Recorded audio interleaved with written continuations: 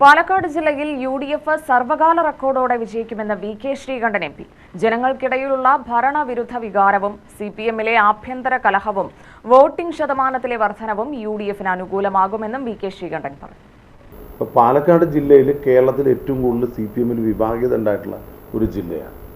ഒരു PK ശശി മാത്രമല്ല, ആയിരക്കണക്കിന് ഒരാൾ മാത്രമാണ് പരസ്യമായിട്ടൊരു ലീഡർഷിപ്പിൽ നിന്ന് വന്നതെങ്കിൽ ആയിരക്കണക്കിന് PK ശശിമാർ പാലക്കാട് ജില്ലയിലുണ്ടാക്കിയിട്ടുള്ള ആഭ്യന്തര പ്രതിസന്ധി ഈ തെരഞ്ഞെടുപ്പിനെ CPM-നെ ഒരുപാട് പുറകോട്ടടിച്ചിട്ടുണ്ട്. എനിക്കറിയാം, താഴെ തട്ട് വരെയുള്ള പാർട്ടി മെമ്പർമാരുടെ ശക്തമായ പ്രതിഷേധം. കാരണം കുറേ ആളുകൾ ഭരണം ആസ്വദിച്ചു, അധികാരം പങ്കിട്ടു, അതിൻ്റെ അധികാര വടംവലി, സ്വത്ത് സമ്പാദിക്കൽ, സുഖലോലുപത, കമ്മ്യൂണിസ്റ്റ് പാർട്ടി എവിടെയെല്ലാം നശിച്ചിട്ടുണ്ടോ അതിൻ്റെ ഒരു പ്രതിരൂപമായി കേരളത്തിലും പാലക്കാടും പാർട്ടിയുമാണ്.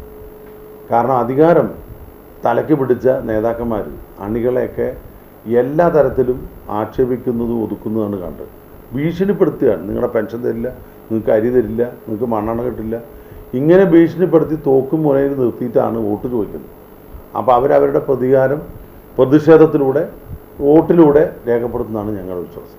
പാലക്കാട് ജില്ലയിൽ സമീപകാലത്തില്ലാത്ത മുന്നേറ്റം UDF-ന് ഇത്തവണയുണ്ടാവുമെന്ന് VK ശ്രീകണ്ഠൻ MP പറഞ്ഞു. LDF ഭരണത്തിൽ തങ്ങൾ സുരക്ഷിതരല്ലെന്ന് ജനങ്ങൾക്ക് മനസ്സിലായി. കമ്മ്യൂണിസ്റ്റ് ആശയത്തിൽ നിന്നും വ്യതിചലിച്ച സർക്കാരാണ് കേരളം ഭരിച്ചത്. ഈ തിരഞ്ഞെടുപ്പ് കാലത്ത് CPM-ൽ ഏറ്റവും കൂടുതൽ വിഭാഗീയത ഉണ്ടായ ജില്ല പാലക്കാടാണ്.